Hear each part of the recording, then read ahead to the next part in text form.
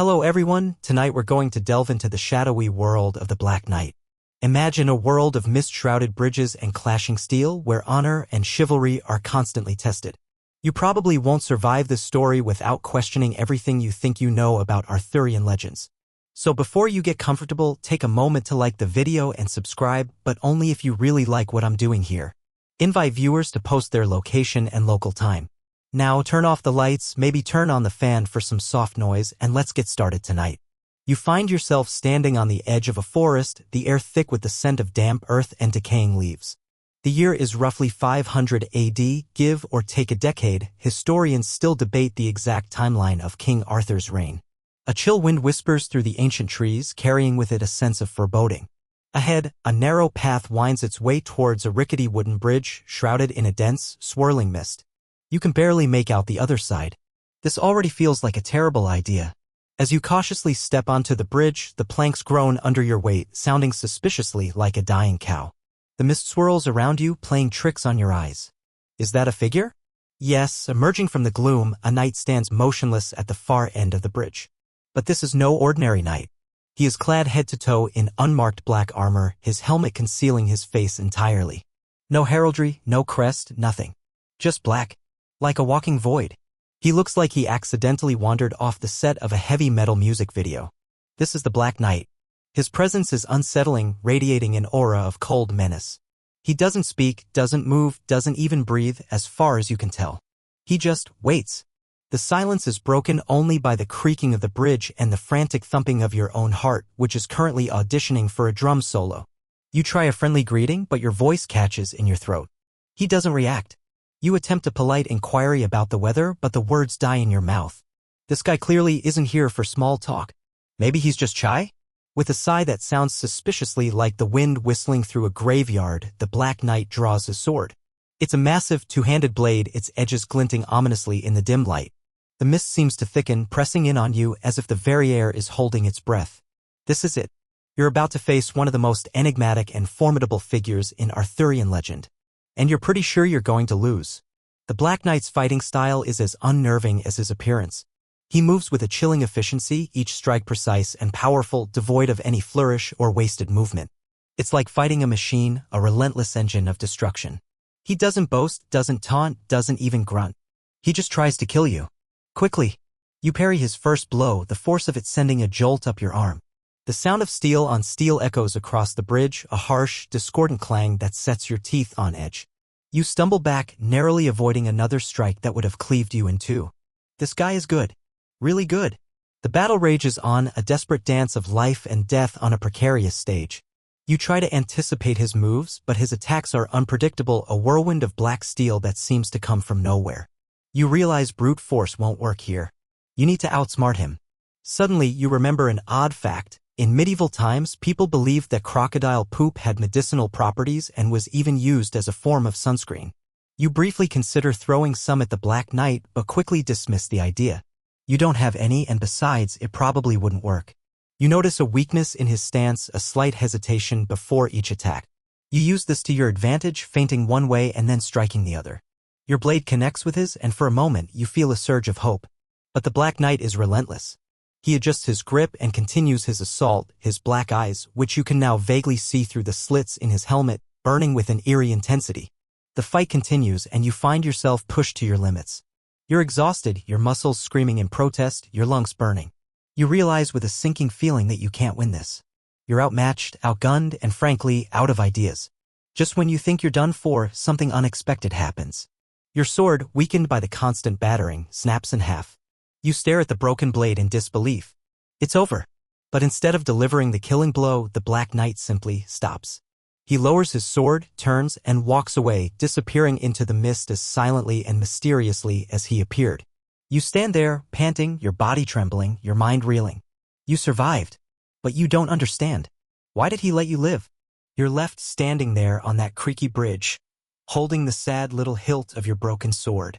The mist slowly begins to thin, as if the Black Knight took the worst of the weather with him when he left. For a moment, you consider just turning back, finding the nearest tavern, and inventing a much cooler story about how you single-handedly defeated a dragon. But your curiosity, A character flaw you've never quite managed to shake gets the better of you. Where did he go? What's his deal? Is he just a very committed LARPer who never breaks character? Against your better judgment, you toss the useless hilt into the water below and follow the path he took, deeper into the unnerving quiet of the forest. After what feels like an hour of dodging low-hanging branches and trying not to trip over every single root, you emerge into a wide, sun-dappled clearing. The air here feels different, charged with a strange energy. A small crowd has gathered, a mix of peasants, merchants, and a few squires, all chattering excitedly. They part just enough for you to see the main event. In the center of the clearing, two knights are facing each other. One, of course, is your silent, black-clad acquaintance. He looks just as imposing here in the sunlight, maybe even more so, a stark shadow against the green grass. His opponent is his polar opposite. This knight is decked out in armor so polished you can see your own bewildered face in it. It's etched with intricate silver patterns, and a plume of brilliant white feathers sits atop his helmet. He carries himself with an air of unshakable confidence, a celebrity who knows the cameras are on him. This is Sir Lancelot du Lac, the greatest champion of Camelot, the knight whose poster hangs on the wall of every aspiring hero. He gives his shield a little flourish, and the crowd swoons. It's all very dramatic. He's here to put this mysterious upstart in his place. Lancelot raises his visor and offers a charming, slightly smug smile. "Good sir," he calls out, his voice smooth and practiced. "You have caused quite a stir, defeating lesser knights and blocking public thoroughfares. I'm afraid I must insist you yield and reveal your name to the court of King Arthur." The Black Knight responds with his signature move. Absolute, crushing silence. He just tilts his head, a gesture that somehow manages to be both curious and deeply insulting. Lancelot's smile tightens just a little. "Not a talker, I see. Very well. Let our blades speak for us." He lowers his visor, and the duel begins. If your fight was a clumsy back-alley brawl, this is a masterclass in swordsmanship. Lancelot is pure grace, a dancer with a deadly weapon. He moves with a fluid precision that's mesmerizing to watch. He lunges, parries, and spins, his blade a silver blur. The Black Knight, however, is the same relentless force you remember.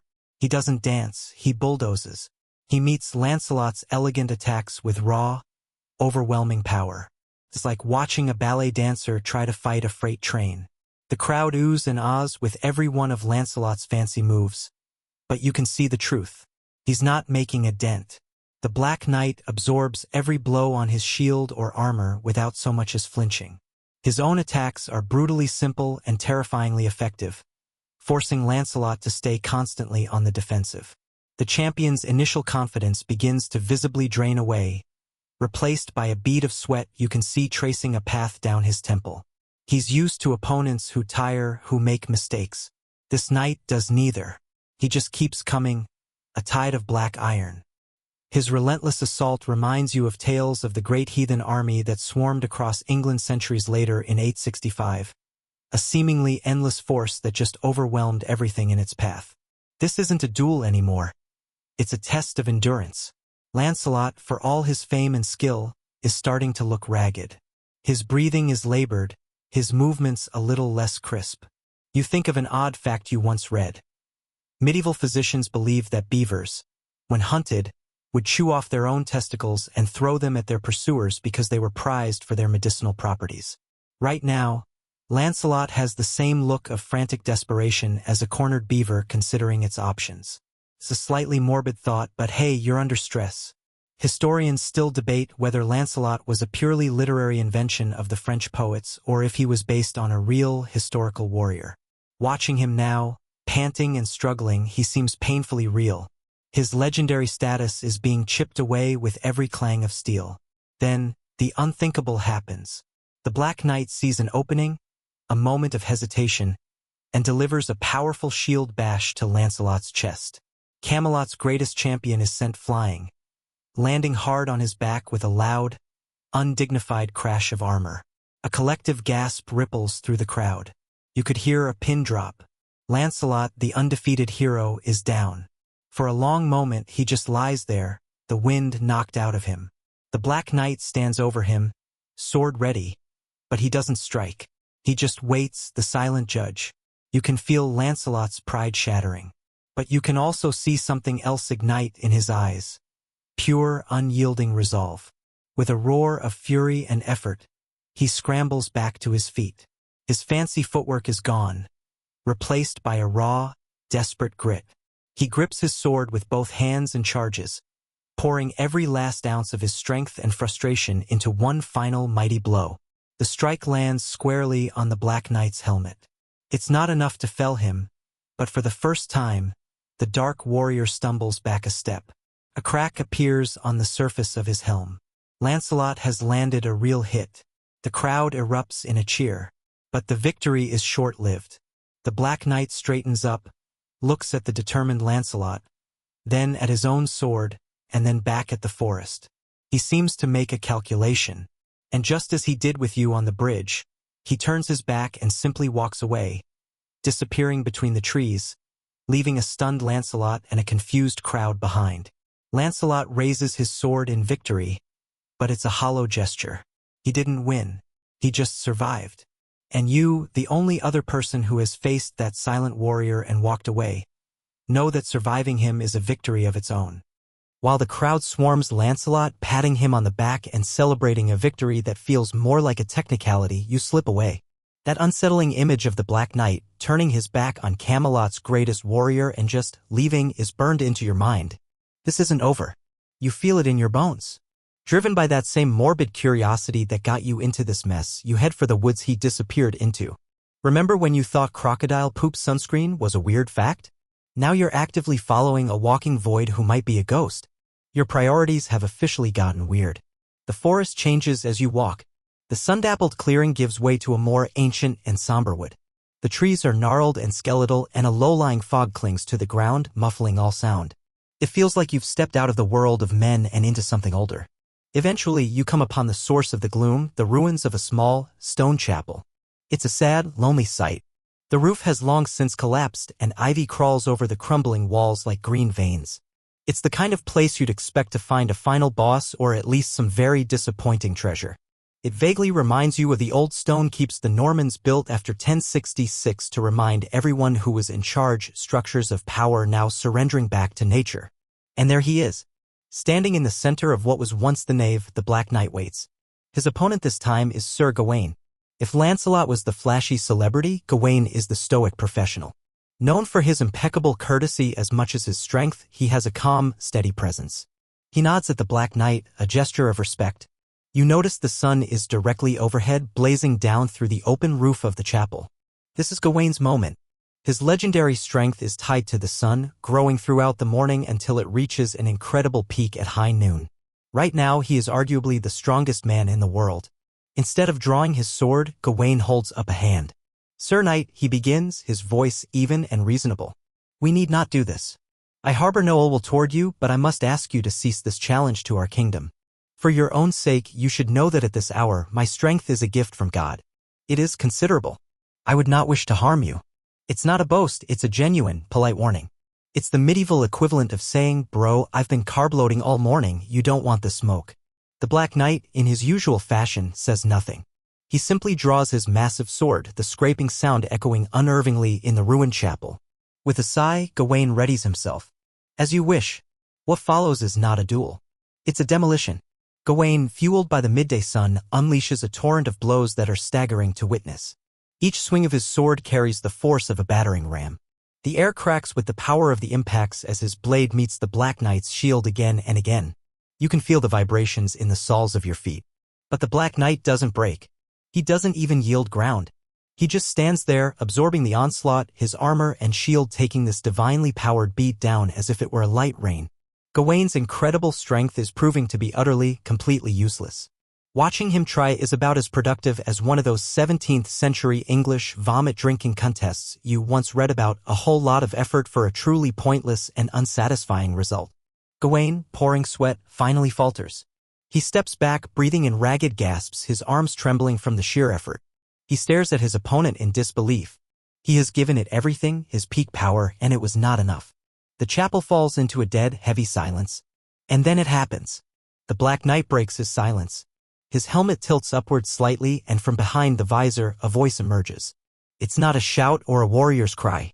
It is a single word, low and resonant, a sound that seems to come not from a man, but from the cold, empty stone around you. Hollow. The word hangs in the air, echoing in a way that is deeply unnatural. It's a voice devoid of life, of warmth, of anything human. It's the sound of the grave. Scholars still debate the origins of the Black Knight figure, with some suggesting he represents an older, pre-Christian nature deity, while others see him as a psychological projection of the court's own fears and failings. Hearing that voice, you're definitely leaning toward the spooky, supernatural option. Gawain's sword clatters to the stone floor. He isn't defeated by a blow, but by a sound. That one word shatters his spirit completely, revealing the futility of his physical might against something so utterly other. He slowly sinks to his knees, head bowed in absolute surrender. He wasn't just beaten, he was fundamentally undone. The Black Knight watches him for a moment, his point brutally made. Then he turns and walks out of the chapel, his footsteps making no sound on the stone. He passes your hiding spot without a glance, a shadow dissolving back into the woods, leaving you alone with the broken hero and the chilling echo of that single, terrible word. You've seen him tested by combat, by skill, and by power. You now understand he is none of those things. He is a mirror reflecting the limits of all who face him, a silent lesson in the armor of a man. The challenge is complete, but the story isn't quite over. As the sun begins to set, casting long, melancholic shadows through the ruined chapel, you are left to ponder what you have witnessed. The Black Knight was never truly an adversary to be fought. He was a force of nature, an enigma that held up a mirror to the pride and ambition of the world's greatest heroes, showing them the hollowness of their own strength. You watched him face a raw challenger, a celebrated champion, and a divinely powered warrior, and he defeated them all not by breaking their bodies, but by revealing the limits of their spirits. As the last light fades and the air grows cold, you realize his legend isn't about a mysterious warrior in dark armor, it's about the questions he leaves behind. He is the doubt that creeps in, the unsettling silence that follows a boast, the quiet, unnerving truth that some challenges cannot be overcome with a sword. He's the shadow that tests the light, and his purpose, you now understand, was never to conquer Camelot, but to make it question itself. The memory of his cold, empty voice lingers as you finally turn to leave, the story of the Black Knight now a part of your own, a quiet whisper in the back of your mind. End of script. Thank you for listening.